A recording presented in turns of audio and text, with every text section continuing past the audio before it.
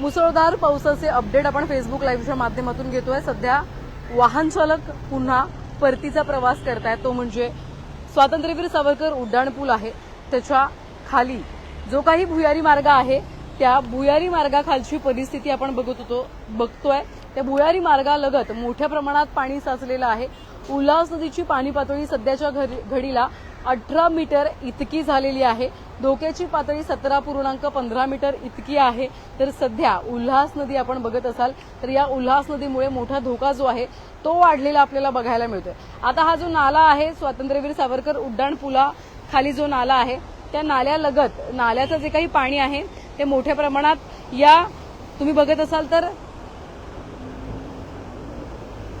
वाहन चालक स्वतःचा जीव धोक्यात या ठिकाणी टाकतायत आणि स्वतःचा जीव धोक्यात टाकून एकंदरीत हा प्रवास जो आहे तो करतायत। खरं तर नगर परिषद प्रशासनाने बॅरिकेड्स लावून हा रस्ता बंद करणं अपेक्षित आहे, कारण की एखादी हानी होऊ शकते। हानी का होऊ शकते तर हे बॅरिकेड्स आहेत जे सध्या पडलेले आपल्याला बघायला मिळतात। आता बघा हे दुचाकी चालक बघा कट होतो कशा पद्धतीने स्वतःचा जीव जो आहे तो धोक्यात टाकून या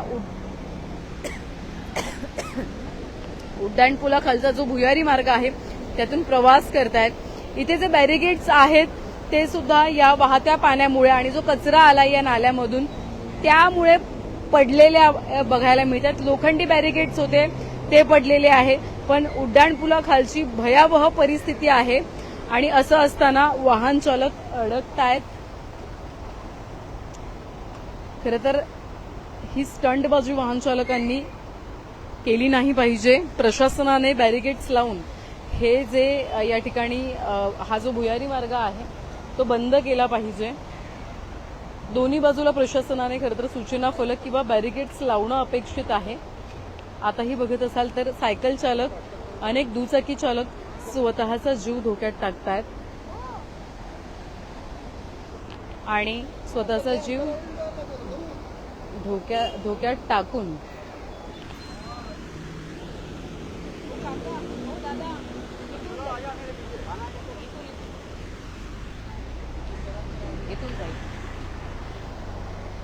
अर्थात काही पालक सुद्धा खरं तर हा शॉर्टकट आहे भुयारी मार्ग म्हटला म्हणजे, आणि या शॉर्टकटचा वापर वाहन चालक मोठ्या प्रमाणात करतात किंवा पादचारी जे नागरिक आहेत ते मोठ्या प्रमाणात करतायत। पण असं असताना आपण बघत असाल तर खरं तर हा नाला आहे त्याला सुरक्षा कठडा नाहीये, त्याला सुरक्षा रेलिंग सध्या नाहीये, त्यामुळे एखादी दुर्घटना जी आहे ती घडू शकते।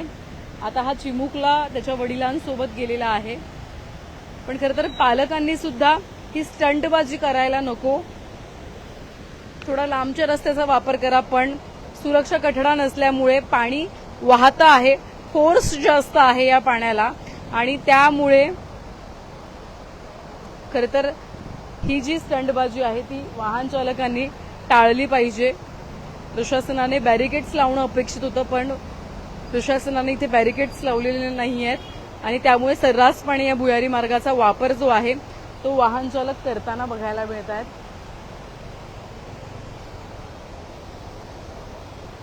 बदलापूर वेस्ट म्हणजे पश्चिम पासून बदलापूर पूर्वेकडे येणारा जो काही रस्ता आहे त्यासाठी या भुयारी मार्गाचा वापर मोठ्या प्रमाणात केला जातो, परंतु आत्ताची जी तुम्ही परिस्थिती बघताय ती परिस्थिती पाहता या भुयारी मार्गाचा वापर टाळणंच चांगली गोष्ट राहणार आहे, कारण की एखादी दुर्घटना होऊ शकते, जीवितहानी होऊ शकते। एखाद्या दुचाकी चालकाचा तोल गेला तर तो या नाल्याच्या प्रवाहात वाहून जाऊ शकतो, एवढ्या मोठ्या प्रमाणात फोर्स आहे या नाल्याला।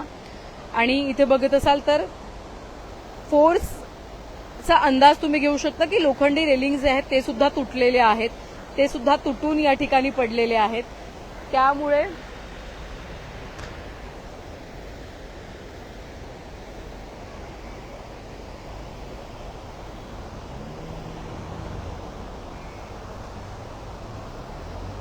त्यामुळे एखादी दुर्घटना घडू शकते, दुर्घटना घडू नये यासाठी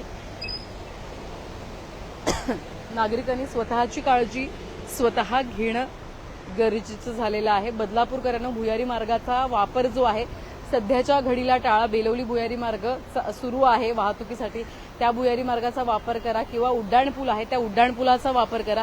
पण हा जो भुयारी मार्ग आहे, ज्या ठिकाणी मोठ्या प्रमाणात पाणी साचलंय त्या भुयारी मार्गाचा वापर टाळा. यापुढे बदलापूर शहरातले जे काही अपडेट असतील आपण वेळोवेळी घेत राहू. घरीच रहा बदलापूरकरांनो आणि सुरक्षित रहा. अपडेट पाहण्यासाठी न्यूज टेक मराठीला फॉलो करायला विसरू नका. व्हिडिओ जर्नलिस्ट साहिल काळेसह श्रद्धा ठोंबे, न्यूज टेक मराठी, बदलापूर.